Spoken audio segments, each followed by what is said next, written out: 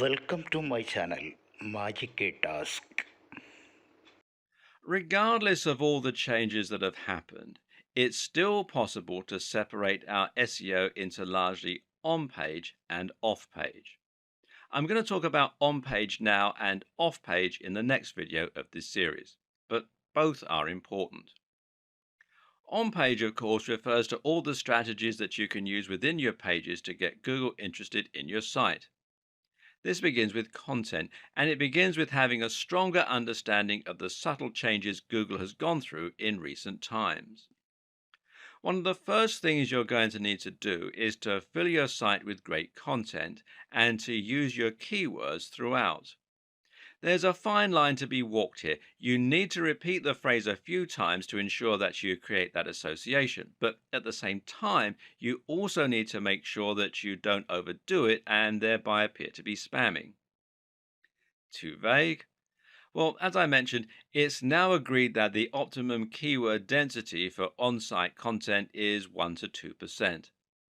This means you can use your phrase once every 100 to 200 words, but you also need to use your common sense a little. Some keywords are easier to use in a natural manner than others, and making sure your content sounds natural should always be the number one concern. Some keywords will be hard not to repeat 100 times. Others will never feel that they can come up naturally. The user always comes first, so if you can't fit the keyword in naturally anywhere, then just forget it and use it in your image, alt text, etc. The length of your post is also an important consideration. Back in the days of spammy SEO, almost every post was about 500 words long. Today, you'll have the most success by writing posts that are longer and more in depth. Imagine that your reader is going to sit down with a cup of tea and really dive deep into the subject. Yeah? That's the kind of experience you should be delivering. This has another advantage because it means that you can repeat your key phrase a lot more while keeping your density low. If you repeat your keyword 100 times and your content is 1,000 words long, then that's a 10% density. If your content is 5,000 words long, that's 2% density. Of course, 5,000 words is too long for most blog posts. Instead, the general consensus is that an ideal blog post will be somewhere in the region of 800 to 1,500 words. But again, remember that you serve your visitors first and foremost. These are the people that you want to impress, and that means you shouldn't worry too much about length. Do what comes naturally to your subject matter. Oh, and while you're at it, try to vary the length of your post a little. This again looks more natural and suggests to Google that you're not following a strict formula of any kind. At the same time, you also need to consider something called LSI, or latent semantic indexing. This is basically a fancy term for how Google now understands actual meaning rather than just looking to match words. The way it does this is at least partly by looking for synonyms and related terms when trying to answer questions. In short, don't just use the exact key phrase, but be sure to use lots of relevant and related language. This is important partly because it can prevent a mismatch between searches. If someone searches for a homonym like duck, how does Google know whether they mean the bird or the movement?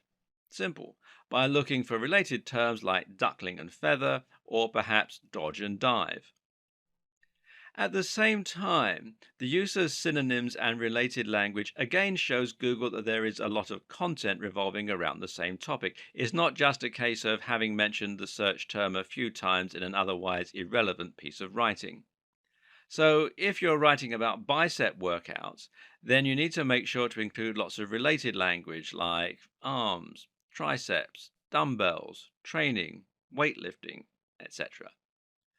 Doing this will confirm the subject matter of your site and will look a lot more natural and useful than if you just use the phrase. And for the same reason, it can also be a good idea to use variations on your key phrase and to have secondary search terms. For example, if your key phrase is build massive arms, then you should also try to include the terms build big arms, build big biceps, get big biceps, etc. Google now knows that this means the same thing, but won't be as likely to penalize you for keyword stuffing. It also makes you look like a better writer for your visitors. Essentially, try to keep in mind that Google no longer works by trying to match the search terms exactly in your content. You can see this yourself when you search Google. Search get big arms, and many of the results that come up won't actually include those precise words. Likewise, linking out to relevant sources might help Google to better understand the topic of your pages and posts, while also demonstrating that you're trying to provide extra value to your visitors. On that same note, you should also look at rich snippets. Using structured data, you can highlight to Google certain key elements of your content, like recipes, dates, company names, scores, etc. This helps Google show some of that information in the SERPs, the search engine results pages, and thereby attracts more visitors to your site. There are plugins which will let you do this easily, or you can do it through meta tags. Either way, you'll use this to do things like highlighting the ingredients in a recipe, or the show times of a play, or the score in a review. This is important because it lets Google understand your content even better than it is already able to do. Google is no longer just a search engine, but rather an AI. This is the direction that Google is heading, and being able to understand and utilize this might just be the key to SEO success in the future. Right now, using structured data and rich snippets will allow information from your site to appear right in the SERPs.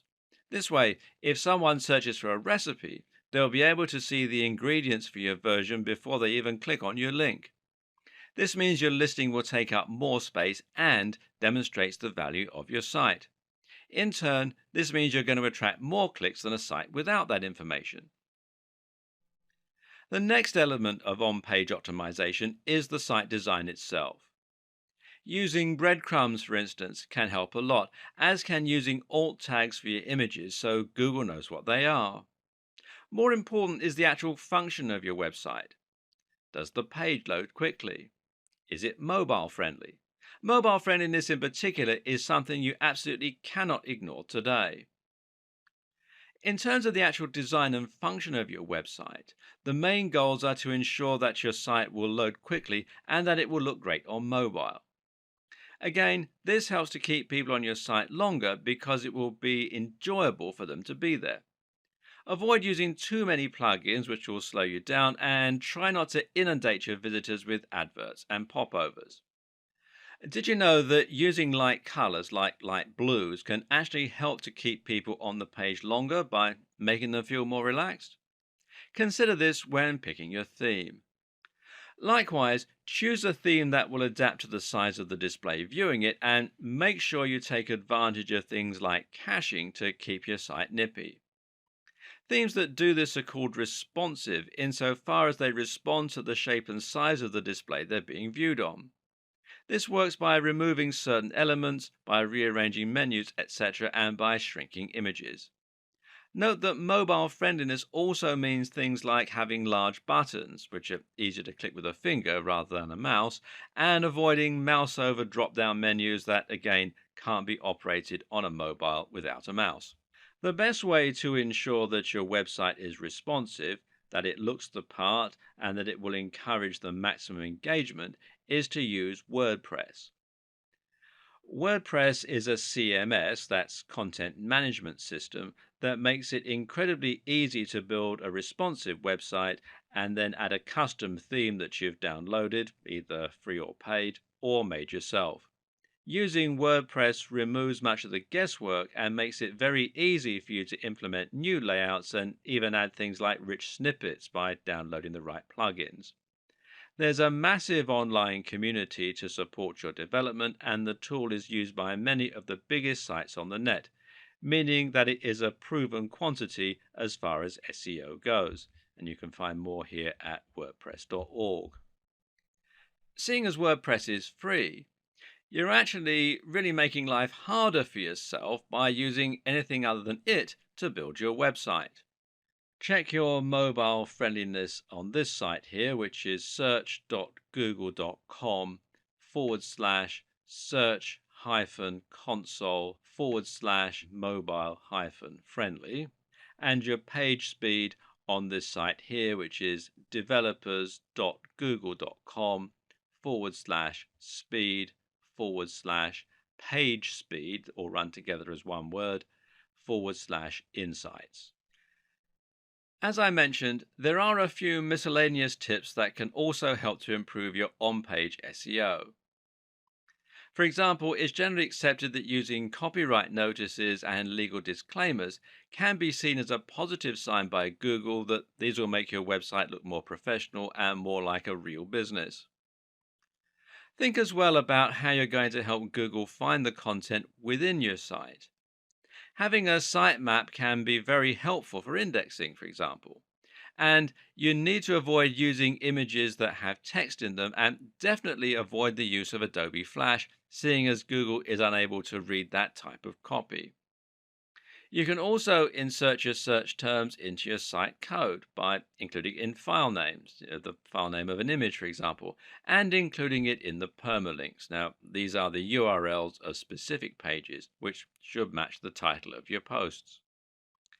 Then you have the behavior of your visitors. In other words, how long are your visitors staying on your page?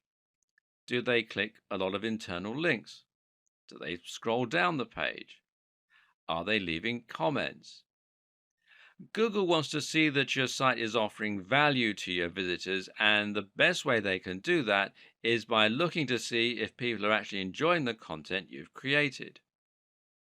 Your site design is all about getting your visitors to spend a long time on your page and then to interact with it.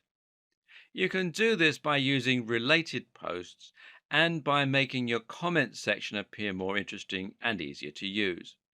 But you should also do it by simply ensuring that your site looks great, performs well, and is filled with interesting and relevant content. Try to avoid adverts or bad design elements that are going to instantly put people off and cause them to leave your website. Remember, Google wants to see that people are spending time on your website, and the best way you can ensure this happens is by making content that people want to read. Moreover, you need to ensure that content is presented in a way that encourages people to stick around. Forget dense blocks of text with no images. Instead, create content with lots of headers that's well spaced out and that uses large, beautiful pictures throughout. In terms of the actual writing, try to use a narrative structure where possible to really pull people in. Tell a story, use cliffhangers, and make it impossible for your visitors not to move down to the next line. Ultimately, it comes down to making sure you're providing the very best experience for your visitors, but doing so in such a way that Google can see and understand that that is the case.